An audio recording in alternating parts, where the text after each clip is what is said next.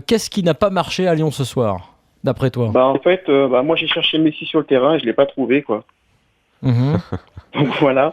C'était Fekir. On rappelle que c'est Jean-Michel Aulas qui avait comparé Fekir à Messi. Ouais, non, alors bon, on va pas revenir sur cette sortie, on en a parlé, mais c'est plus, je crois, globalement le système choisi par Hubert Fournier qui m'a surpris parce que certes, Lyon aime bien jouer avec ce losange, mais encore faut-il avoir les joueurs pour jouer dans ce système.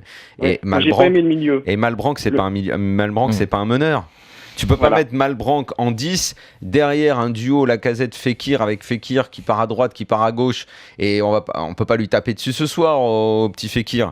Il a du mal, on voit pas bien où il veut se placer, et comme je le disais, au moment où il était bon et où Lyon était bon il y a un mois environ, il ne pourra s'épanouir très bien ce joueur que quand il sera entouré des cadres. Quand Gourcuff sera là, il sera meilleur. Quand Grenier va revenir, il sera encore meilleur. On peut pas, effectivement, là je te rejoins, Olas a eu un peu tort de faire ça, lui mettre mais ça c'est le grand défaut qu'on a en France avec tous les jeunes joueurs, de vouloir en faire des sauveurs, des internationaux en puissance, d'immédiatement les monter, et après on est même accusé par les supporters si on ne tombe pas dans l'enflammade. Il suffit qu'on dise juste non, je ne veux pas m'enflammer, et c'est comme si tu avais dit je le trouve nul.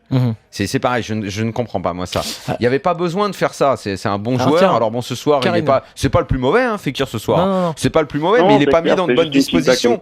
Il n'est pas mis dans de bonnes dispositions ce soir. Nicolas, ça fait deux fois que... Oui. Non, juste Karine, tu voulais dire un mot ? Oui, parce que il parle de Fekir, mais si tu regardes pour le coup les deux attaquants, celui qui te déçoit le plus, c'est Lacazette, parce que il a plus d'expérience que Fekir, et deux, il est beaucoup plus transparent que Fekir. Fekir, il a un petit peu provoqué, il est arrivé parfois à faire quelques décalages, c'est le seul un petit peu que tu peux ressortir. Après, tout le milieu de terrain, tu peux l'enlever. Lacazette, il a pas un ballon, parce que le milieu est mangé, donc Lacazette, il sait pas jouer tout seul devant.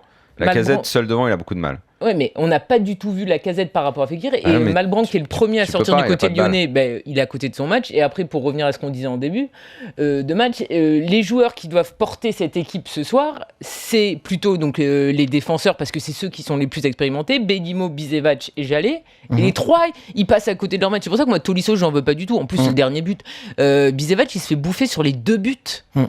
Donc, tu vois déjà que ton défenseur qui est le plus expérimenté n'y est pas. Forcément, ça rassure pas le milieu, et le milieu de terrain. Surtout sur le premier but qui est un corner, et sur ce genre de phase-là, c'est toujours la détermination, l'état d'esprit qui fait la différence. Tu vois à quel point ils le jouent bien, les Stéphanois, et Lyon passe au travers. Oui, et là, t'as un souci de ce côté-là. Sur le hashtag Garim Salève, Alain Broge nous dit c'est pas un problème de système, c'est juste qu'on n'avait pas de 10. Malbranck joue vers l'arrière les 3 quarts du temps. Malbranck, il n'a pas joué à cet endroit-là.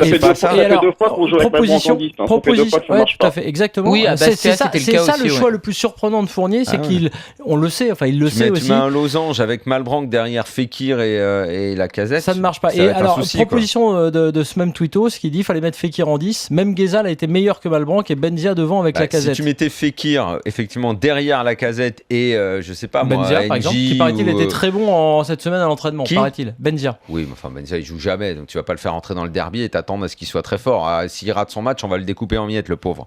Donc il est pas là, mais en l'occurrence, je sais pas moi, NJ qui ils veulent le garder en impact player et qu'ils veulent le garder en remplaçant. Ils ont c'est pas non plus un vrai easy. Ils avaient pas beaucoup de choix, parce que j'allais dire en même temps tu peux pas vraiment le mettre titulaire. C'est sans doute pour ça que Fournier s'est résolu à faire ça.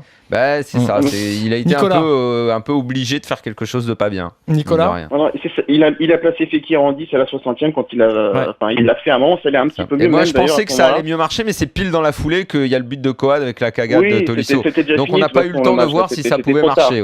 Mais c'est vrai que c'est dommage d'ailleurs cette cagade, évidemment, parce qu'elle clôt le match, le résultat. Oui, exactement. Alors que parce qu'à ce moment-là, j'avais envie de voir. Je me suis dit, tiens, Fekir qui recule, il va peut-être y avoir la liaison qu'il n'y avait pas eu du tout entre le milieu et l'attaque. Mais on n'a pas eu le temps parce que l'équipe a coulé derrière.